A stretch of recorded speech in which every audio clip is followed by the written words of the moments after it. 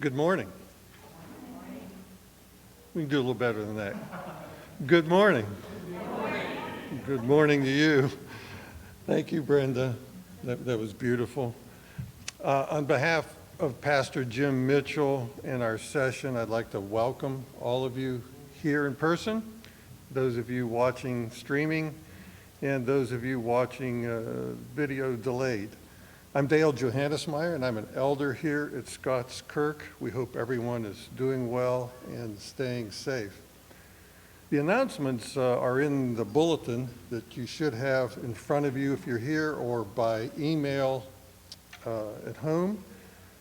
Please look at those later. Just one correction in the announcements. The Women's Bible Study will commence this Tuesday, again, September the 8th. There will be two sessions on Tuesday. The 10 a.m. session will be by Zoom only. Zoom only at 10 a.m. The login information will be sent to you in the next day. There will also be a 7:30 Women's Bible Study session here at the church in person. That 7:30 p.m. session will be recorded. The audio will be recorded, and we will try to provide that audio recording to you off the church website, I hope, later. Did I get that right, Brenda? And just one other announcement that's, I don't think it's, well, it is probably in the bulletin, but it is Pastor Jim Mitchell's birthday today. So make sure afterwards you give him a hug, a virtual hug. I won't say what number it is, but it was 31 years ago for me, so if you know how old I am, you can figure it out. Happy birthday, Jim. He's sitting over here looking sheepishly for you watching on video. Before we begin, we're going to be worshiping the Lord our God. To do that, we need to remove the clutter from our minds and hearts. The latest family issues, political concerns, COVID-19 concerns, whatever's cluttering our hearts and minds, we need to remove those so that we can properly worship God. So please take a few moments to do that.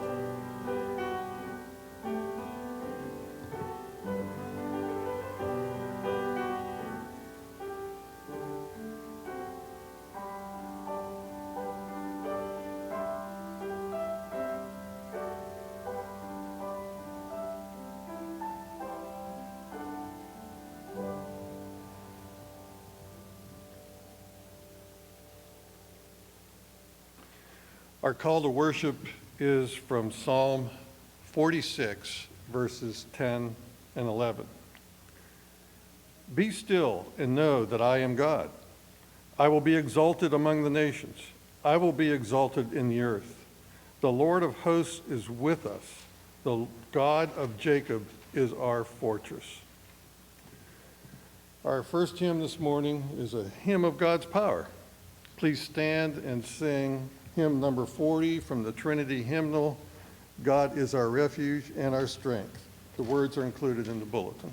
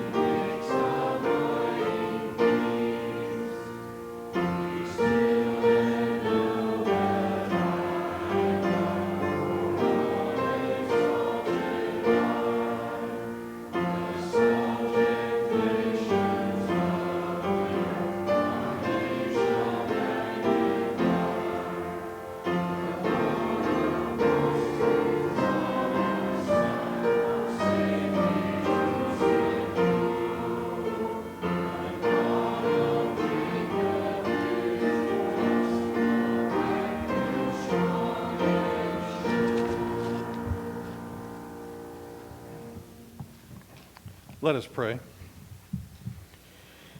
Heavenly Father, we come before you today to worship you and praise your name.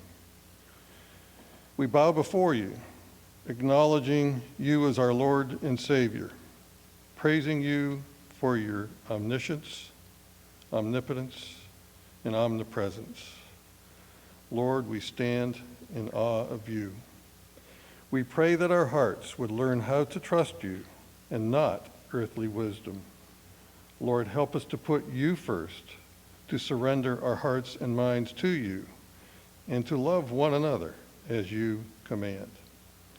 Lord, we ask these things in the name of our glorious Savior, Jesus Christ, who taught his disciples to pray, saying, Our Father, who art in heaven, hallowed be thy name. Thy kingdom come, thy will be done, on earth as it is in heaven. Give us this day our daily bread, and forgive us our debts as we forgive our debtors. And lead us not into temptation, but deliver us from evil. For thine is the kingdom, the power, and the glory forever. Amen. Our confession of faith this morning is from the Scots Confession, chapter 1 of God. Let us confess together.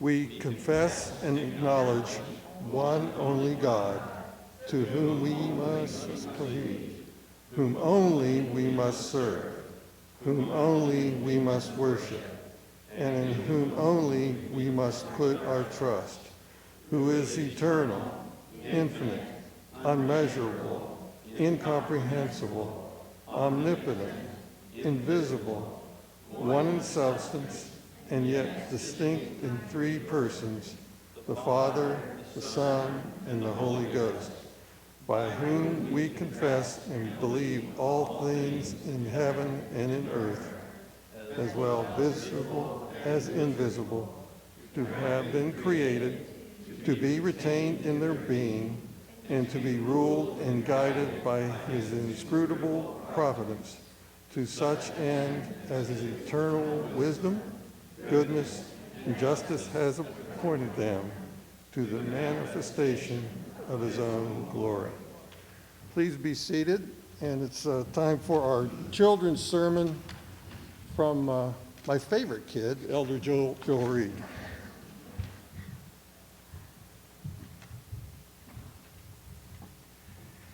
Thank you, Dale. It's always good to be called a kid again.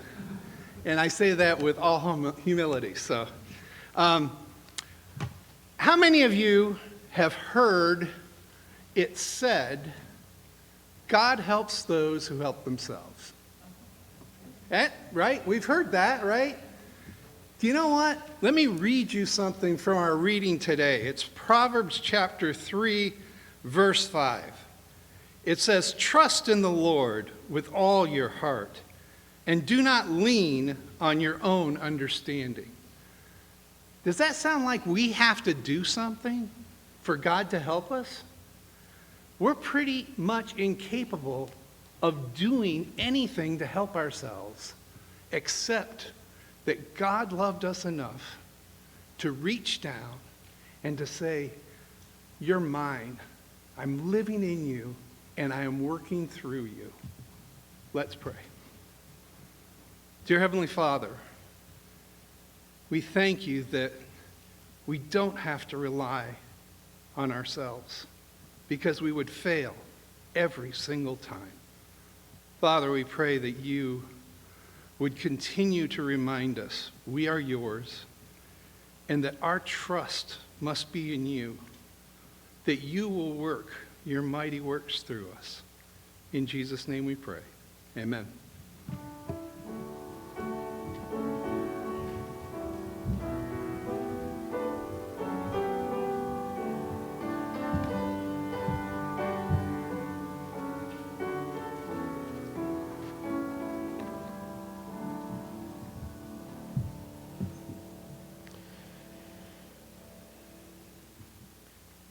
Scripture reading this morning is from Romans chapter 12, verses 1 through 21. The epistle of the Apostle Paul to the Roman Christians is known as his most comprehensive statement of the gospel. In today's reading, Paul addresses the behavior required of Christians with respect to the world and in the church. He challenges believers to live out their spiritual gifts, to resist conformity to the world, and to live a life of love. Hear the word of God. I appeal to you, therefore, brothers, by the mercies of God, to present your bodies as a living sacrifice, holy and acceptable to God, which is your spiritual worship. Do not be conformed to this world, but be transformed by the renewal of your mind, that by testing you may discern what is the will of God, what is good and acceptable and perfect. For by the grace given to me, I say to everyone among you, not to think of himself more highly than he ought to think, but to think with sober judgment, each according to the measure of faith that God has assigned. For as in one body we have many members, and the members do not all have the same function. So we, though many, are one body in Christ, and individually members one of another.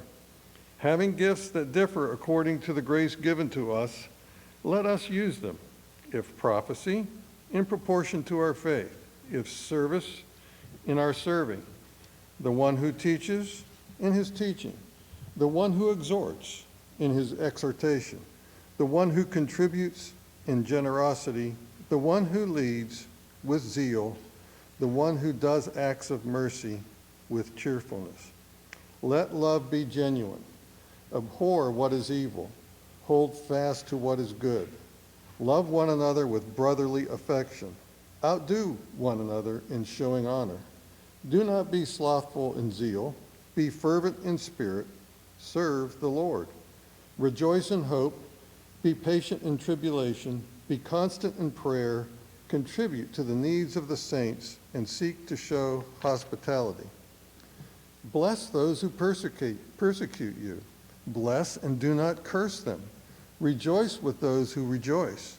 Weep with those who weep. Live in harmony with one another. Do not be haughty, but associate with the lowly. Never be wise in your own sight. Repay no one evil for evil, but give thought to what is honorable in the sight of all. If possible, so far as it depends on you, live peaceably with all. Beloved, never avenge yourselves, but leave it to the wrath of God. For it is written, vengeance is mine, I will repay, says the Lord. To the contrary, if your enemy is hungry, feed him. If he is thirsty, give him something to drink. For by doing so, you will heap burning coals on his head.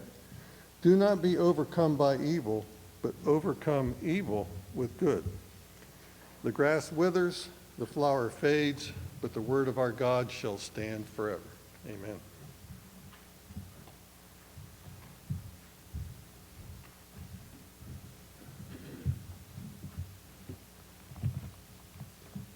Let us pray together. O Father, Son, and Holy Spirit, we come before you today, humble and contrite in heart, knowing that you show grace to those who call out with their need, who know themselves to be sinners. O Lord, there is no righteousness in us. We are unclean. But Christ has come, and he has washed us and made us pure and undefiled, as white as snow, and cleansed us from all sins, past and present and future. We are his. And so we come boldly. We come with thanksgiving. We come knowing the great privilege it is to address you in prayer, O triune God, through the Son, the one mediator between God and man. O Spirit, come and inhabit our worship. Be present in this place to open your word to us and to apply it to our lives. Do not allow us to leave as we have entered, but change us and make us more like the Lord Jesus Christ. Prepare us for heaven. Prepare us for joining with the angels in all of eternity to sing your praises, even as they do your will now Let our lives be living sacrifices for you, O Lord. Remind us that soon and very soon the labors of your saints will be over. Remind us, O Lord, that soon the lion will lie down with the lamb. There will be peace forevermore, and every nation, tongue, and tribe will bow down and worship. We look forward to that great day when the knowledge of you, O God, covers the earth as the waters cover the seas. And we ask that your gospel would go forward here in this place as it's preached, in every evangelical church that honors Christ and preaches his word in this area. As we continue to pray for our brothers and sisters in Shem Creek and ask for opportunities to plant more Bible-believing churches. Father, may it be so for your glory. But around the world, as Bridge Europe takes shape, and you've called the Pikes to France, and Lord, you've called Rebecca Carson to a new work in Germany. We pray for the Whitties as well in Spain and the visitor that they've had recently. May you form in the hearts of those that are ministered to around the world the gift of faith, that initial gift of faith, and then sanctify in the truth. Build your church, O Lord Jesus, just as you have promised. We rely on you. We can do nothing of ourselves, but we are engrafted into you. You are the vine, and we are the branches. So use us as humble servants to do your will. We pray for the ministry of this church as we engage in small groups and youth group and women's groups and men's groups. We pray, Father, for safety in our meetings, whether here on the Lord's Day or in the middle of the week, to study your word, to pray together, to have Christian fellowship. We know that these things are needed, Lord, and we pray for all those in this congregation that you would minister to the needs of each one, that you would encourage us all in our relationships with one another, for we are one in spirit, regardless of our health needs, regardless of the trials and circumstances of our lives. I do pray that you would be with those who are struggling now physically, materially, for those without work or without the level of work.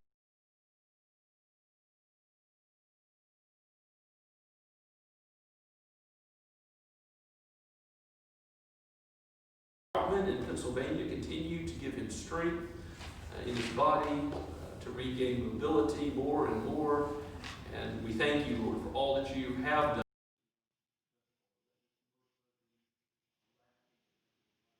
We pray for Stephen Anderson, and that you have been gracious to give him improvement in his sight day after day, week after week.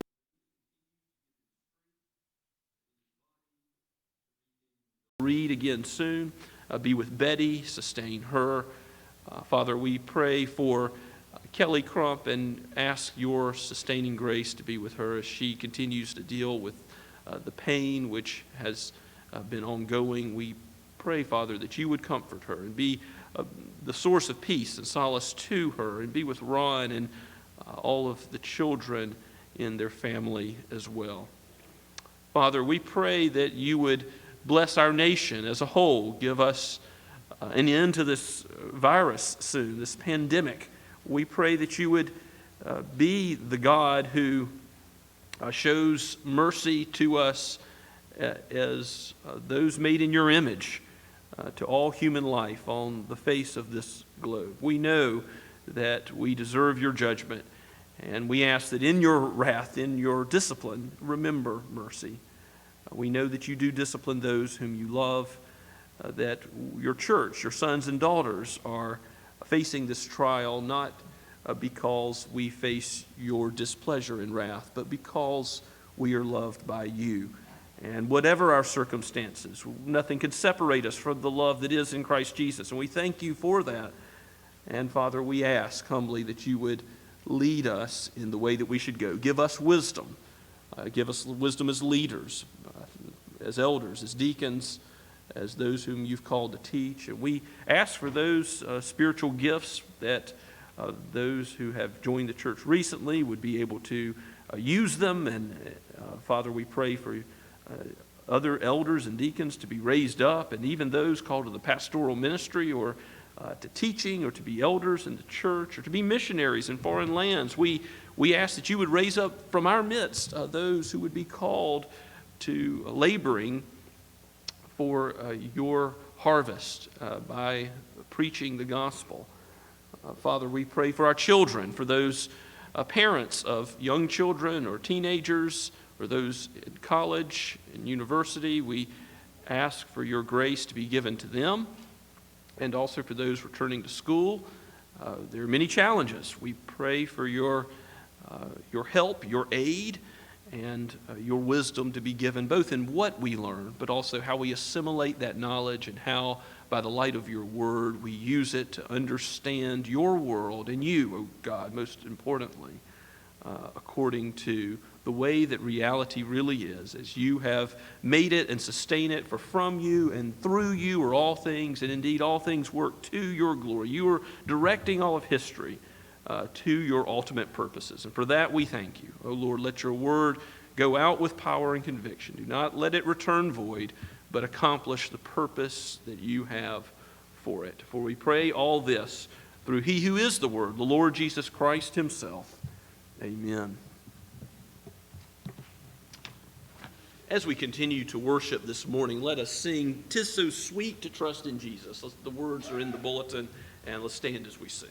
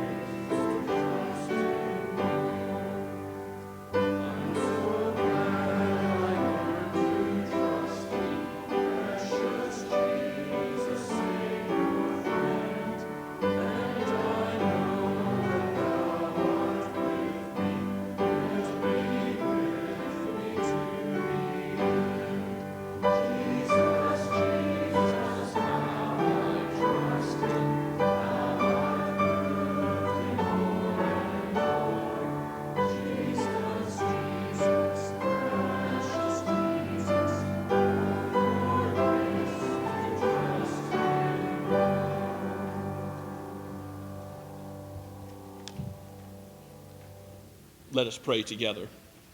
O Father, we give you thanks for being the God who has given us a stewardship for a little while on this earth, where you own the cattle on 1,000 hills. It is all of yours, and you have created it, and you are sustaining it, and you are directing it for your ultimate purposes. So use us, use what we give in tithes and offerings, use our very lives, use our gifts and abilities for your glory, for the proclamation of your name, for the proclamation of the gospel of grace. And let deeds of love and mercy by your saints follow the testimony of our lips. For we ask it in Jesus' name. Amen.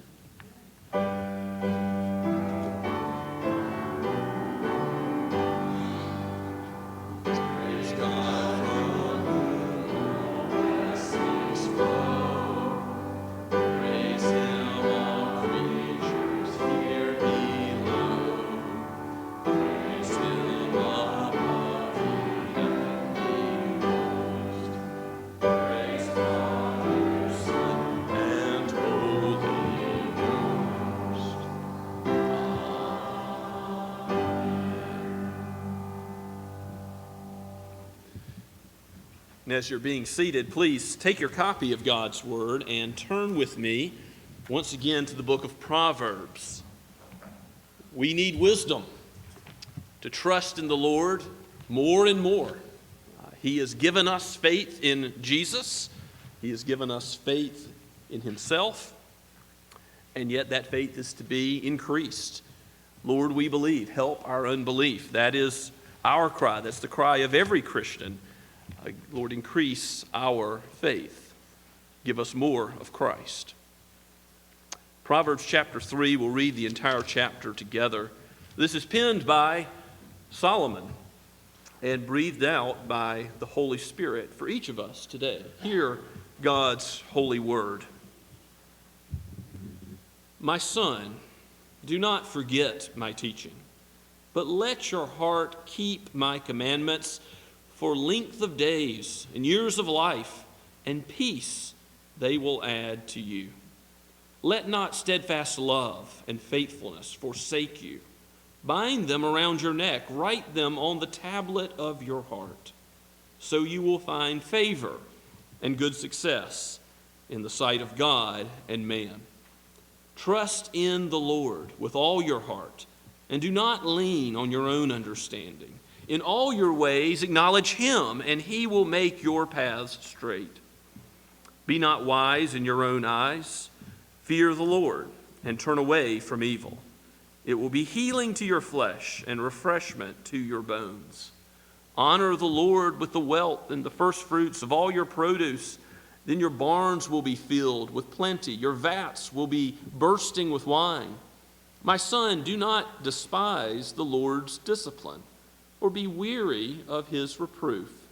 For the Lord reproves him whom He loves, and as a father, the son in whom He delights. Blessed is the one who finds wisdom, and the one who gets understanding, for the gain from her is better than gain from silver, and her profit better than gold. She is more precious than jewels, and nothing you desire can compare with her. Long life is in her right hand, and in her left hand are riches and honor. Her ways are ways of pleasantness, and all her paths are peace. She is a tree of life to those who lay hold of her. Those who hold her fast are called blessed. The Lord by wisdom founded the earth. By understanding He established the heavens. By His knowledge the deeps broke open, and the clouds dropped down the dew. My son, do not lose sight of these. Keep sound wisdom and discretion, and they will be life for your soul and adornment for your neck. Then you will walk on your way securely, and your foot will not stumble. If you lie down, you will not be afraid. When you lie down, your sleep will be sweet. Do not be afraid of sudden terror or the ruin of the wicked when it comes, for the Lord will be your confidence and will keep your foot from being caught. Do not withhold good from whom it is due when it is in your power to do it. Do not say to your neighbor, go and come again, tomorrow I will give it, when you have it with you. Do not plan evil against your neighbor who dwells trustingly beside you. Do not contend with a man for no reason when he has done you no harm. Do not envy a man of violence, and do not choose any of his ways. For the devious person is an abomination to the Lord, but the upright are in his confidence. The Lord's curse is on the house of the wicked, but he blesses the dwelling of the righteous. Toward the scorners he is scornful, but to the humble he gives favor. The wise will inherit honor, but fools get disgrace. Let us pray together. O Lord Christ, teach us what it means to trust you and your word. O Holy Spirit, uproot the foolishness that is bound up in our hearts, which are desperately wicked, and only you know the depths of our sin, and make us wise. Lead us away from simplicity, naivete, and from the path which leads to destruction. Give us life in your ways, abundantly now and eternally forever. For we pray in Jesus' name. Amen. The Father is telling his Son once again, get wisdom. You see the recurring theme in all of these 10 lessons in Proverbs chapters 1 through 9. Get wisdom. It will have many benefits to you. Trust in the Lord. Fear the Lord. Serve the Lord. Love the Lord. Worship the Lord. These are all different ways of saying the same thing.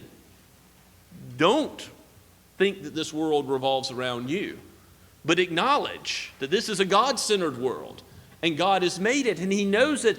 And when we admit, when we humbly look to him as the source of all wisdom, then we will have understanding. Solomon says, do not forget my teaching, speaking humanly as a father to a son, but let your heart keep my commandments. Now, of course, what are his commandments? They are commandments which he's given by inspiration of the Spirit for us today, and to his Son to follow God, to do what God says. For length of days and years of life and peace they will add to you. So there's some of the benefits. A long life, and moreover, a life of peace, a life of knowing God, a life of not fearing the ruin of the wicked that comes at last. Chapter 4 is similar in the first 13 verses, exhorting the son to listen to the father's instruction. You look at verse 1 over one chapter. Hear, O sons, a father's instruction. Be attentive that you may gain insight, for I give you good precepts. Do not forsake my teaching. Don't turn away from it. We know that children have a tendency to do that, to want to go their own way, to want to figure out life for themselves. And the Father's saying, please don't cast aside what I'm saying here. Please listen to the wisdom that comes from God himself. And he relates to his own childhood in verse 3. When I was a son with my father, tender, the only one in the sight of my mother, he taught me. And he said to me, and you notice the father did not abdicate his role. He taught his son, let your heart hold fast to my words, keep my commandments, and live. Certainly, Israel's kingship began well. King David, King Solomon, good kings on the whole, but then the kingdom is divided, and the kings, especially in the north, are almost all bad, and the kings in the south even are mostly evil. Oh, that they would have heeded the words that Solomon gave for sons to give their sons and their sons after them. Verse 5 of chapter 4, get wisdom, get insight, do not forget, do not turn away from the words of my mouth, do not forsake her, and she will keep you. Love her, and she will guard you. Again, the benefits of wisdom are being set forth. Look at verse 8, prize her highly, and she will exalt you. She will honor you if you embrace her. She will place on your head a graceful garland. Again, that idea of the victor's wreath in a sporting contest. She will bestow on you a beautiful crown. Oh, the benefits of wisdom. Look at verse 10. Hear, my son, and accept my words. The years of your life will be many. I have taught you the way of wisdom. I have led you in the paths of uprightness. When you walk, your step will not be hampered. If you run, you will not stumble. In this life, there will be a pleasantness to your paths. And ultimately, in chapter 4, look at verse 18 and 19. In verses 18 and 19, the path of the righteous is contrasted with the path of the wicked, or the path of the wise and the path of the fool.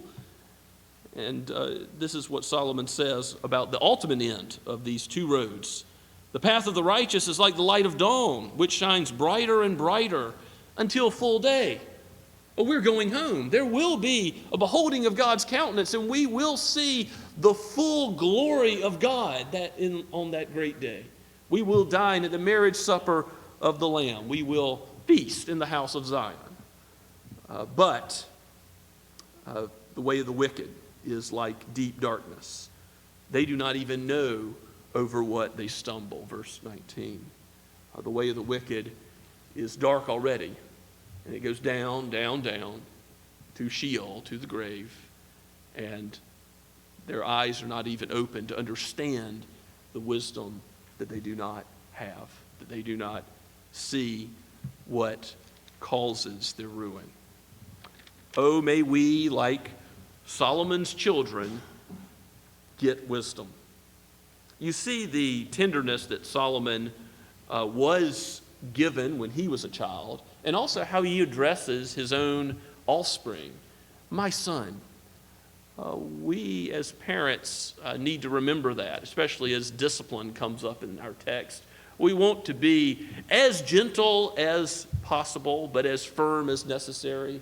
Pastor Neil Stewart has said that, and I think that's wise advice, because when we're instructing our children, we don't want it to be hammering them. We want it to be gentle instruction. My son. Loving instruction, instruction that comes from a desire to see their good.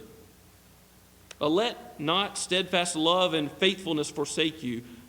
Chapter 3, verse 3 tells us, we know that God is the covenant keeper. He is the source of all covenant faithfulness. His hesed, that Hebrew word, tells us of his covenant faithfulness over and over again in the Old Testament. But we are to be like God. We are to mirror God. In verse 3, it says, let not covenant, steadfast love, that's hesed, and faithfulness forsake you. In other words, you walk a life of faithfulness because you are connected to a faithful God. And that's going to apply to how trusting in the Lord is going to affect your relationship with your neighbors, with other human beings. And that's going to go throughout the book of Proverbs. So that's really the theme of chapter 3.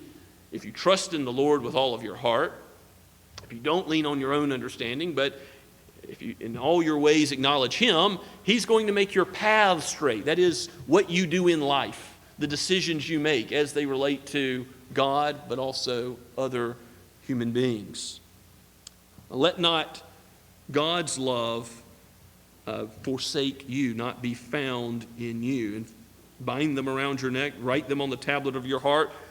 As Moses received the tablets of stone, let God's law be written on your heart. Let His gospel be engraved upon you so that you live it out.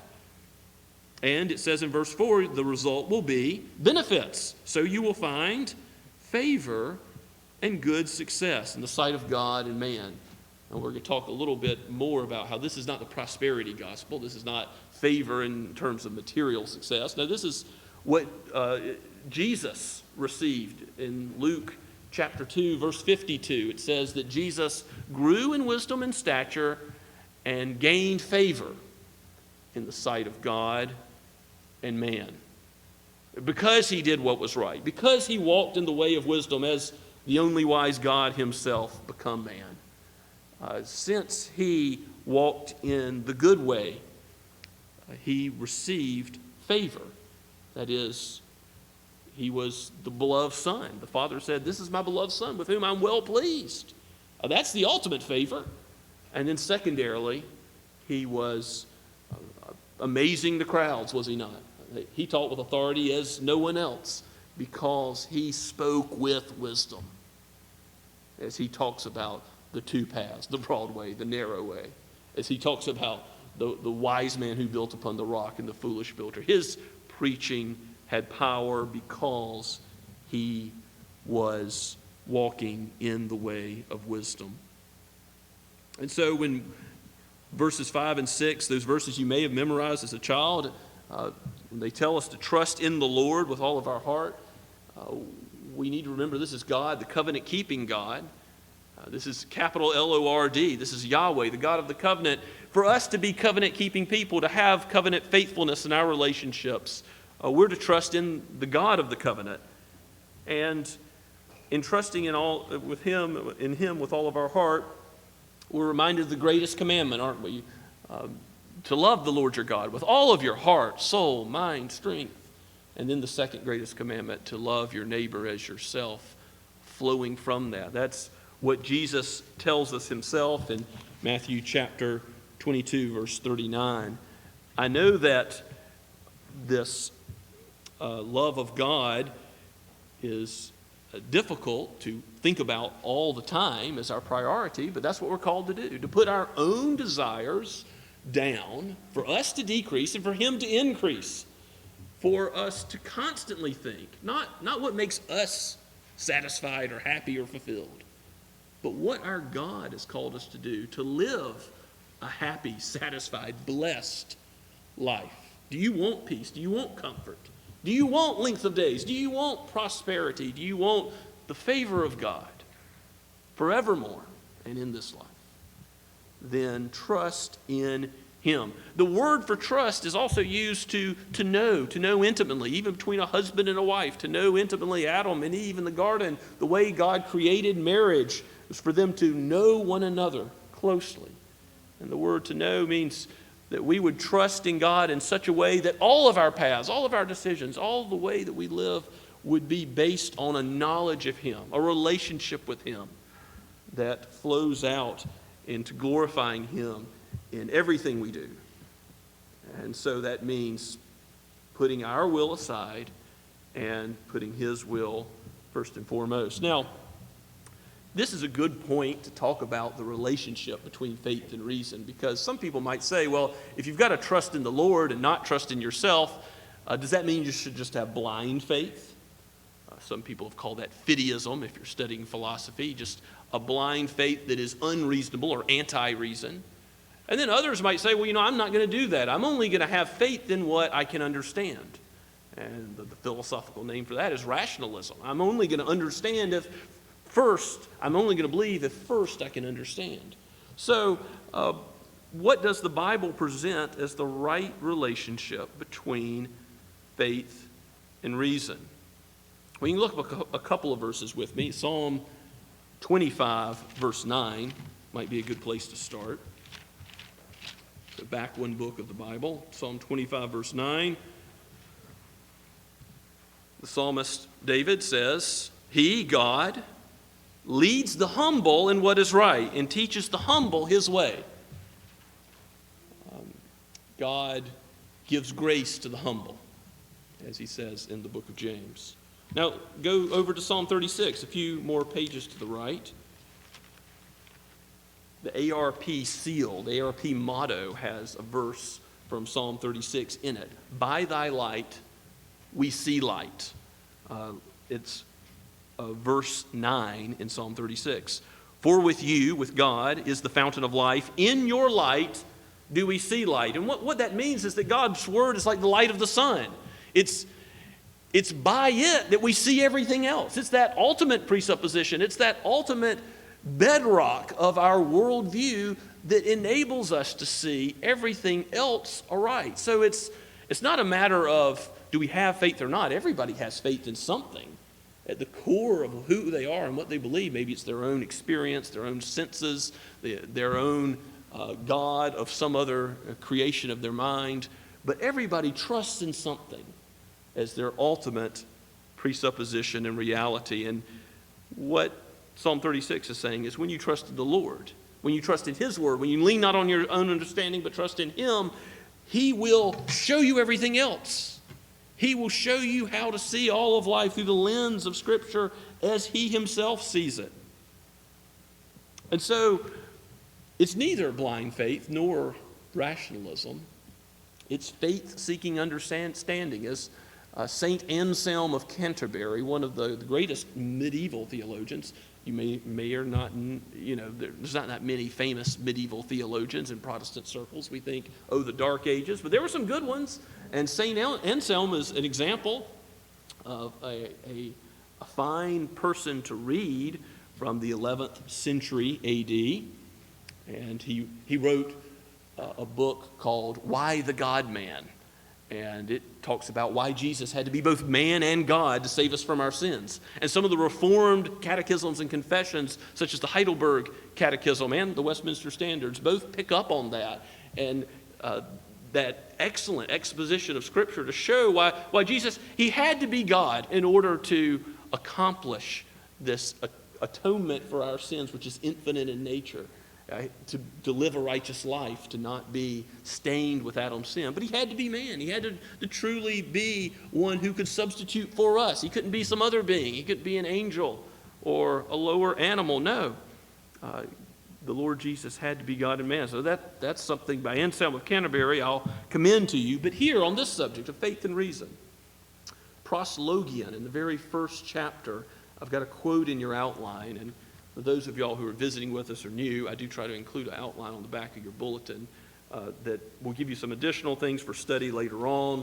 We're also discussing in the sermon on Fridays in small group, and these outlines are helpful for that. But also it'll hopefully help you follow along as God's Word is preached.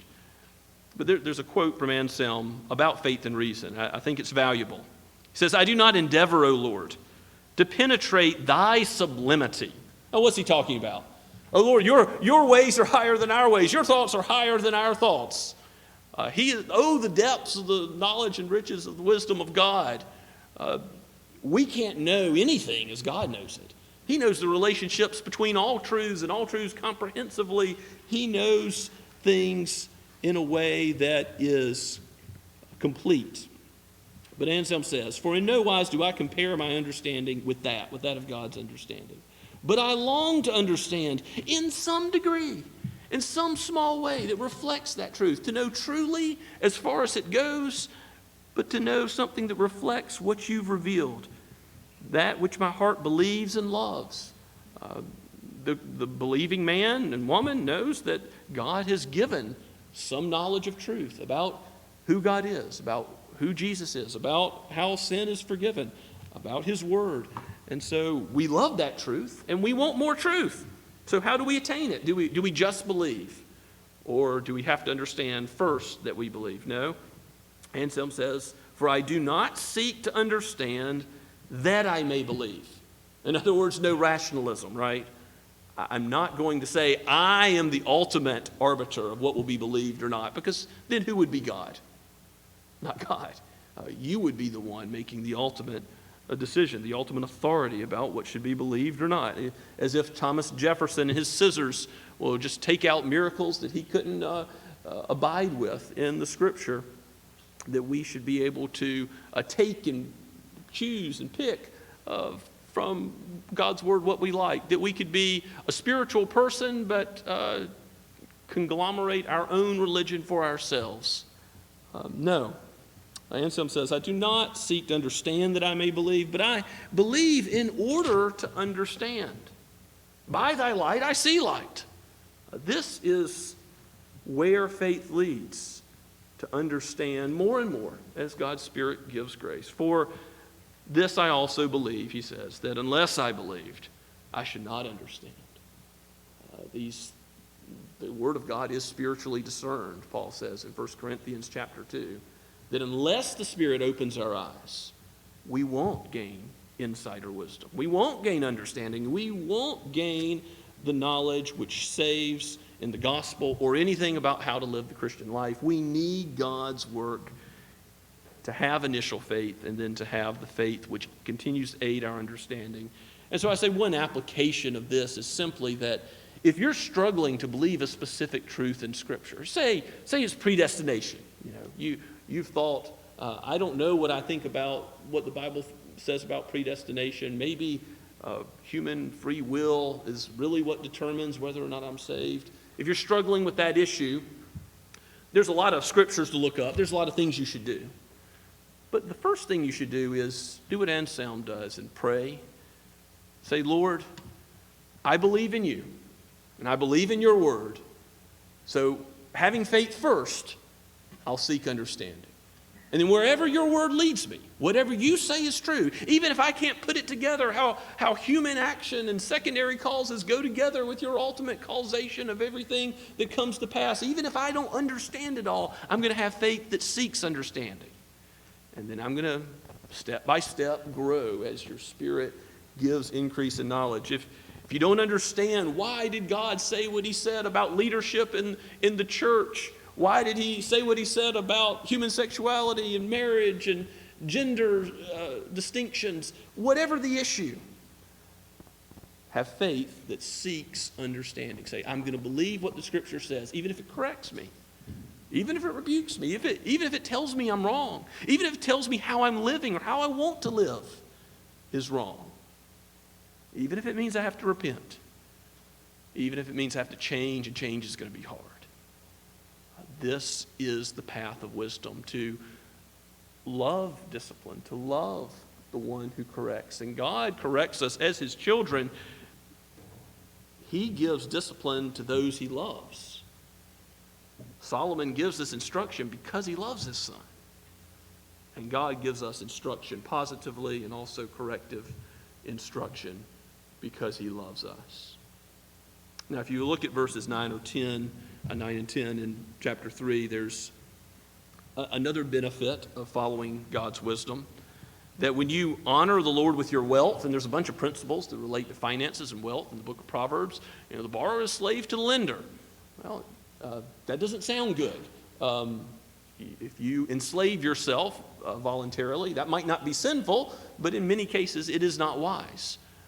So honor the Lord with your wealth, and what will happen when you are seeking to glorify God in what you do? When you seek to be a cheerful giver, to honor the Lord with the increase that he gives you as you work in his world, well, with the first fruits of all your produce as you give to him in the work of ministry, the work of missions, the work of college ministry, whatever it may be, then your barns will be filled with plenty. Your vats will be bursting with wine. Malachi chapter 3 also gives this relationship between the one who gives and the one who is blessed in return. And now again, the favor of the Lord isn't always material. If God blesses you when you're faithful to him with your finances, that doesn't always mean, it's a general truth, it's a proverbial truth. Yes, in general, God's going to take care of you materially. But if that isn't the case, is it not true that God always blesses faithfulness to him? You want to live a blessed life, it means faithfulness to God.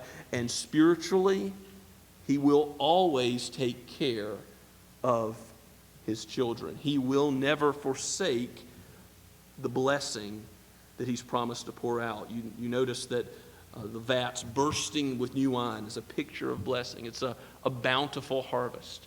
And again, we will dine with Christ. We will have that end to all earthly communion services where we eat of the fruit of the vine with him. We will have eternal blessing from his table in the new heavens and new earth. His blessing is sure for his children. And so when we hear of the Lord's discipline following these verses about God's blessing, verses 11 and 12, my son, don't despise the discipline of the Lord or be weary of his reproof. What's one reason why we should not be weary of the Lord's reproof? Well, we see wisdom. We see the big picture. We see where we're going. We see the blessing God has given us. He has prepared a table before us. He is going to have us dwell in his house forevermore.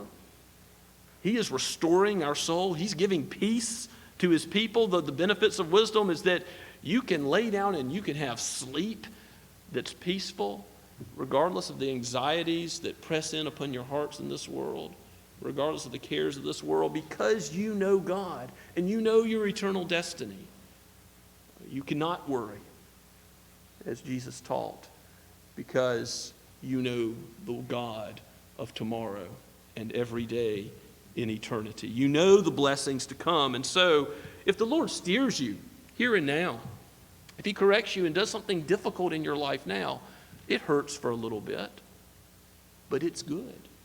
And it's because your Father loves you. It's because your Father cares about you that the Lord reproves him who he loves, as a father in whom he delights.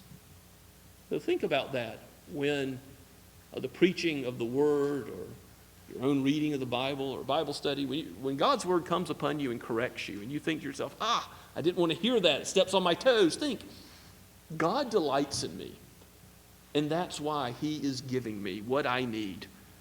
To take me not aside to the right or to the left, but to put my eyes on the path of wisdom, to focus on him, to focus on Christ, the author and finisher of our faith, to walk in the way I should go that leads to eternity with him. So the Lord gives his discipline because he delights in us. Now, the delight of God was first seen in his communion with Adam and Eve in the garden. You see in verses 13 through 18 a recounting of how wisdom is a blessing better than gold or silver. And the final verse, verse 18 of that section, it says, wisdom, she, personified, is a tree of life to those who lay hold of her. Now maybe this is an allusion to Psalm 1, the pathway of the righteous, the pathway of the wicked. What is the righteous life? He's like a tree planted by streams of water that in its season, in time, bears fruit. And that good fruit, because it's connected. It has life with that soil, that good soil, the wisdom of God. We're connected with God by faith, and so we bear fruit. We're a living tree, a life-giving tree in that sense. But I think it does go all the way back to the garden. I think it's thinking about the communion that Adam and Eve had at the very beginning before it was broken by sin. Do you want that communion again? Do you want to know a relationship with God that's unhampered by sin? A relationship with God that's unbroken? In this life, we must keep repenting. We stumble, we fall. We must come again and say, "Oh Lord, I'm humbled in my uncleanness. Wash me and make me whole." But one day, Christ will make all things new in this world and in our souls, and we will struggle with sin no more. And we will know him as he is and behold the light of his presence and his glory. So the ultimate reward of wisdom is to know communion with God. To trust in the Lord is to know him. We know him now, somewhat, through a glass darkly, but we will ultimately know him face to face. And so the way of wisdom will protect us on our way home. Your foot won't stumble. Verse 23, verse 24, you won't be afraid. Your sleep will be sweet.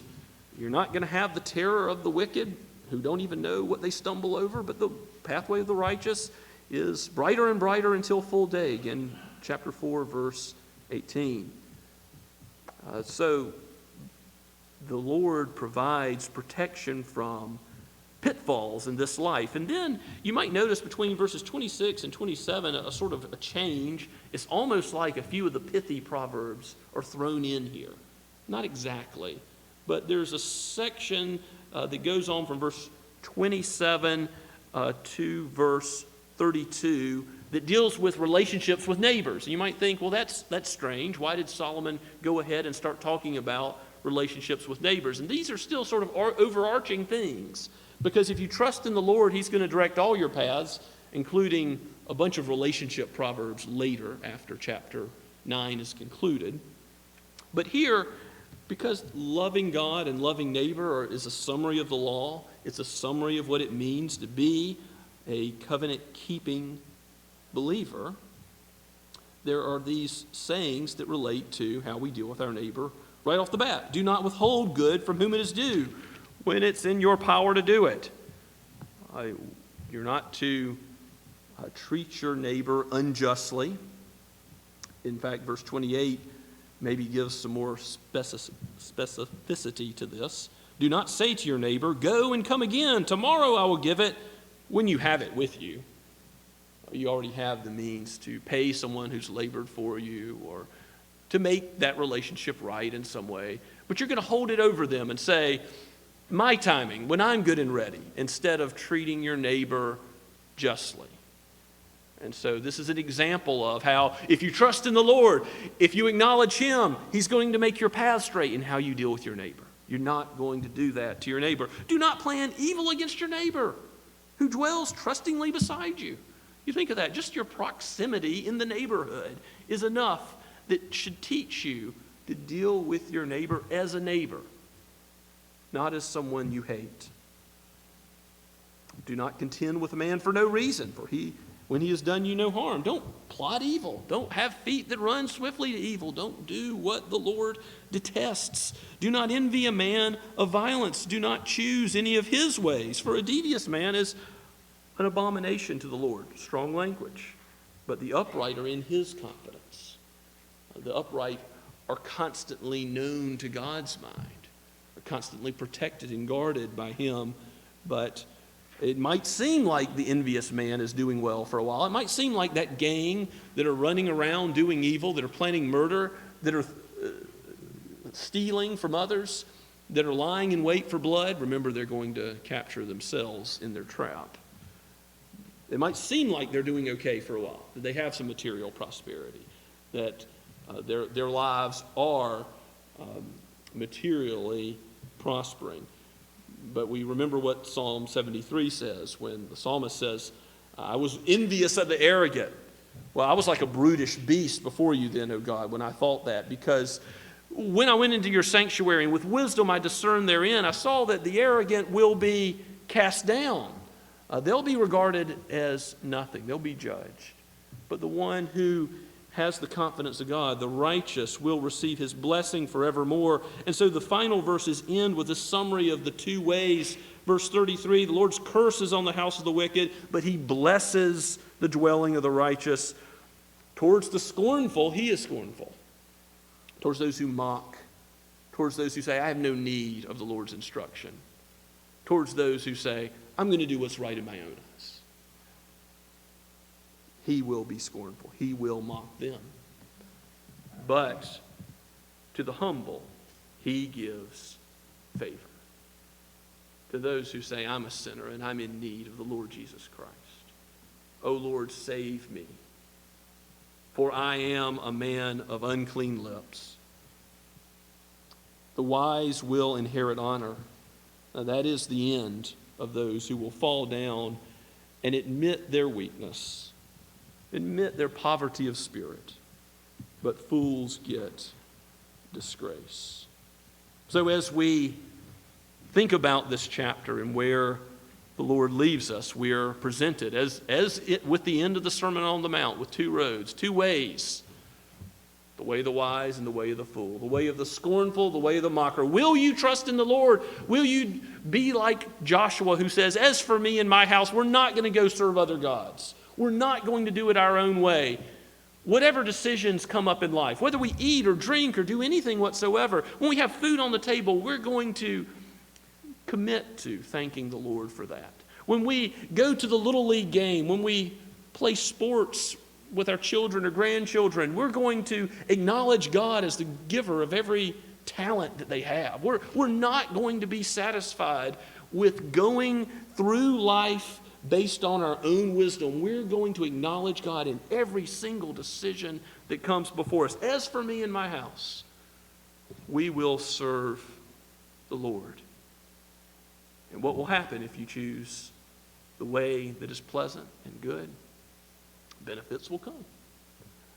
There will be a length of days. There will be comfort and peace and sweetness of sleep.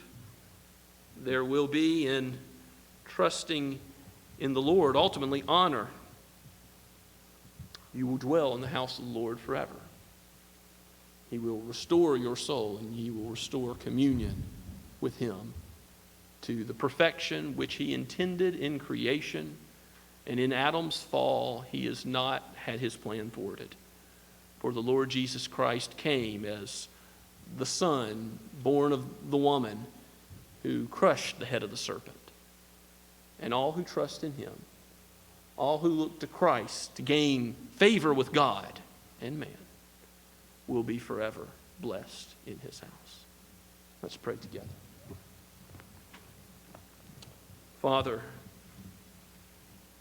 how foolish we have been in our thoughts, in our deeds, in our actions. All too often, we have strayed to the right, to the left, thought that we knew better than your almighty wisdom. Forgive us, O Lord. Let us repent in dust and ashes and clap our hand on our mouth that we would say nothing else but only hear from you and believe and trust and take our lives and transform them more and more, that there would be no area left untouched, that there would be no aspect of our being that did not seek to love you. Oh Lord, let us, with all of our heart, all of our mind, all of our soul, all of our strength, everything in us, trust and believe in you, and that would affect how we live our lives before a watching world, with our neighbors. Let us share the love of Christ with them, and let a life of faith be evident to them. For we pray this not for our own glory, but for the glory of your great name. In Jesus' name we ask it. Amen. Let's stand in response to God's word and sing, "My hope is built on nothing less," the words printed in your bulletin.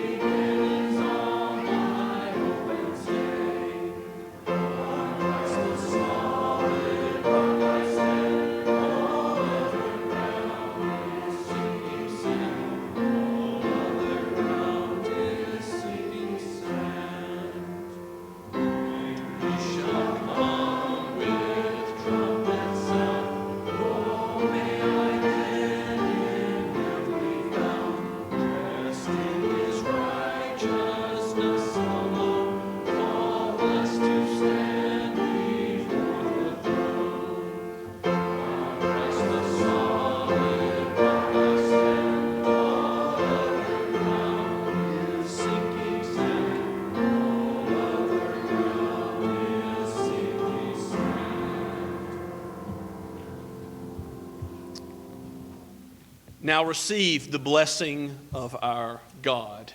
May the grace of the Lord Jesus Christ and the love of God the Father and the fellowship of the Holy Spirit be with you now and forever. Amen and amen.